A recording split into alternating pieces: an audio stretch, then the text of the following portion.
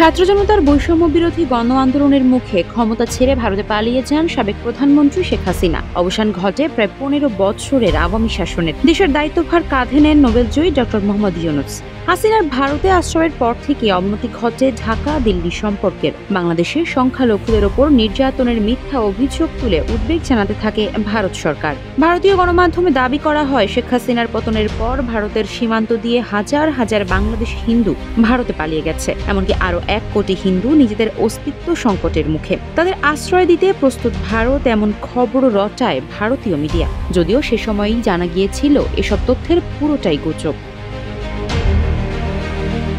এবার খোদ ভারতের সীমান্তরক্ষা বাহিনী বলছে, ২০২৪ সালের আগস্ট থেকে ডিসেম্বরের তৃতীয় সপ্তাহ পর্যন্ত ভারতে অবৈধভাবে প্রবেশ করতে গিয়ে যতজন বাংলাদেশি নাগরিক ধরা পড়েছেন তাদের মধ্যে মুসলিমদের সংখ্যাই বেশি। বুধবার বিবিসি বাংলা এক প্রতিবেদনে এ তথ্য তুলে ধরে।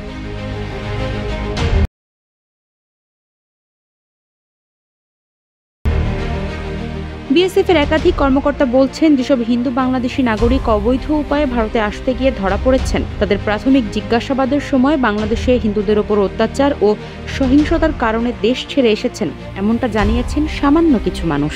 বিশ্লেষকরা এই তথ্য পেয়ে কিছুটা বিস্মিত, কারণ বাংলাদেশে হিন্দুদের ওপর অত্যাচার ও সহিংসতার ঘটনায় বহু হিন্দু ধর্মাবলম্বী ভারতে চলে আসছেন বা চেষ্টা করছেন, এমন একটি ন্যারেটিভ বা আখ্যান ভারতের হিন্দুত্ববাদী সংগঠনগুলোর পক্ষ থেকে দেওয়া হচ্ছে বেশ কিছুদিন ধরে। তবে বিএসএফ এর দক্ষিণবঙ্গ সীমান্ত অঞ্চলের সূত্রে যে পরিসংখ্যান পাওয়া গেছে তাতে দেখা যাচ্ছে, সদ্য সমাপ্ত বছরের আগস্ট মাস থেকে ডিসেম্বরের ২৪ তারিখ পর্যন্ত ৭১৬ জন বাংলাদেশি নাগরিক অবৈধভাবে সীমান্ত পেরোতে গিয়ে ভারতীয় সীমান্তরক্ষীদের হাতে ধরা পড়েছেন। তাদের ধর্মীয় পরিচয় থেকে জানা যাচ্ছে তাদের মধ্যে ৩০১ জন হিন্দু এবং ৪১৫ জন মুসলমান। তবে কর্মকর্তারা এটাও বলছেন, পুরো বছরের পরিসংখ্যানের দিকে তাকালে দেখা যাবে আগস্ট থেকে ডিসেম্বরের সময়কালে অনুপ্রবেশের সংখ্যায় উল্লেখযোগ্য কোনো বদল ঘটেনি।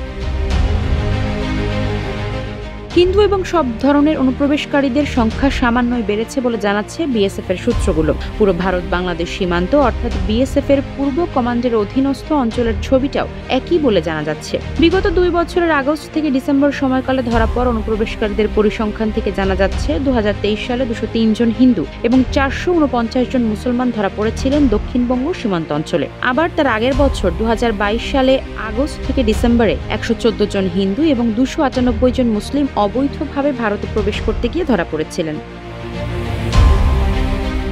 এক সিনিয়র বিএসএফ কর্মকর্তা বলছেন, গত আগস্টের পর থেকে বাংলাদেশিদের খুবই কম ভিসা দিচ্ছে ভারতীয় হাইকমিশন। তবে বাংলাদেশের অনেক মানুষকেই ভারতের এই অঞ্চলে ব্যবসা, পারিবারিক বা নানা প্রয়োজনে আসতে হয়। এরকম আসা যাওয়া চলতে থাকে বৈধভাবেই। এখন ভিসার ব্যাপক বিধিনিষেধের কারণে হয়তো অনেকে অবৈধ উপায়ে আসার চেষ্টা করছেন এবং ধরা পড়ে যাচ্ছেন।